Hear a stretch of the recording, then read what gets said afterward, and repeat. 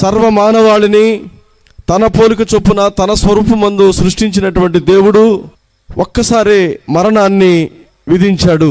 God అనేటువంటి మాటకు ఒక విజ్ఞాని చెప్పినటువంటి అర్థం ఏంటంటే, గాడ్ అంటే G for generator, O for operator, D for destroyer. కాబట్టి ఏ దేవుడైతే సర్వాన్ని సృష్టించాడో అదే దేవుడు అతి శీఘ్రంగా ఈ సృష్టిని, ఈ భూమిని, ఆకాశములను అన్నిటినీ కూడా నాశనం చేయబోతున్నాడంటే ఆయన నాశనకర్త కాదు. దేవుడు ప్రేమ కలిగిన వాడు, దయ కలిగిన వాడు.